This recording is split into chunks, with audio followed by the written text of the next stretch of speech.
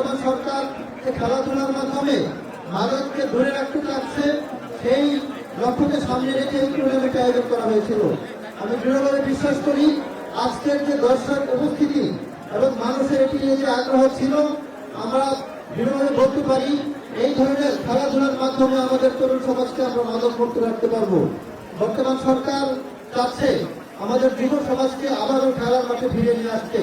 ইতিমধ্যে আপনারা জেনেছেন আমাদের প্রত্যেকটি ইউনিয়ন পরিষদের বর্তমান যুবকের প্রতিমন্ত্রী মহোদয় ঘোষণা দিয়েছেন একটি করে ইউনিয়ন ফুটবল মাঠ গঠন করা হবে। এর মাধ্যমে আমাদের তরুণ সমাজ সারা দেশে খেলাধুলায় সম্পৃক্ত হবে এবং আমরা একটা অদূর ভবিষ্যতে একটা ভালো দেশ আমরা গঠন করতে পারবো।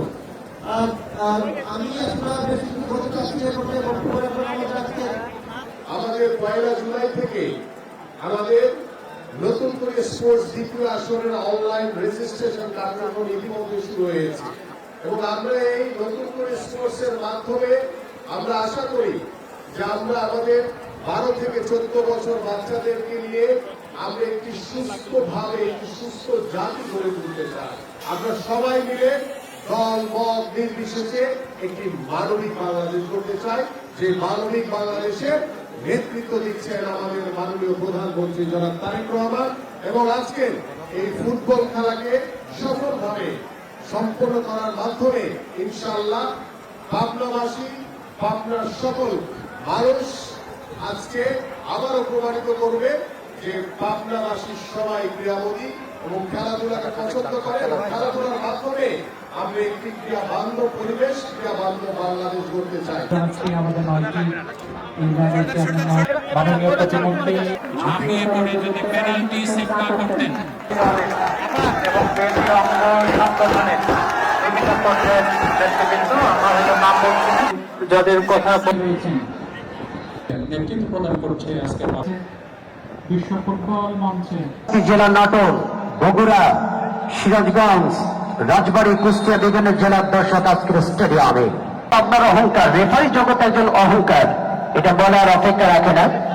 আপনি নিশ্চয় অবগত আছেন এই তুষার সরকার নীলফামারী জেলা, দিনাজপুর জেলা, বগুড়া, নাটোর, জয়পুরহাট, নওগাঁ বিভিন্ন জেলায়, কুষ্টিয়া, চুয়াডাঙ্গা বিভিন্ন জেলায় কিন্তু অত্যন্ত দক্ষতার সাথে স্বনামধন্যতার সাথে মাহমুদ ভাই একটি কথা বলতে চাই। আমরা স্পেশালি আমাদের জেলা প্রশাসক মহোদয়কে সঙ্গে রেখে এবং অতিরিক্ত জেলা প্রশাসক সার্বিক মহোদয়কে সঙ্গে নিয়ে তাদের জন্য বেশি প্রশংসা করছি এ ধরনের জমকালো বর্ণাঢ্য আয়োজন দেশবাসীকে উপহার দেওয়ার জন্য।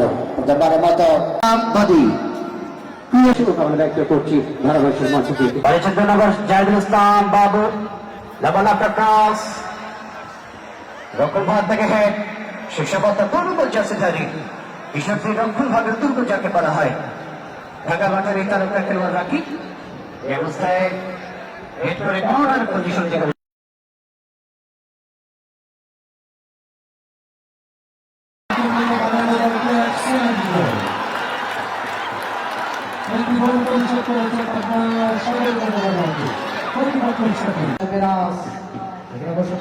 বাধা ছিল।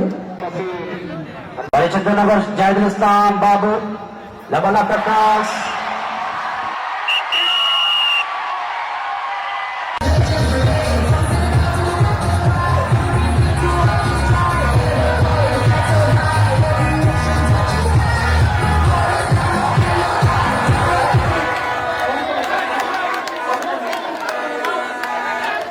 একটু বক্সের জায়গাটা তোমরা ছোট্ট শিক্ষার্থীরা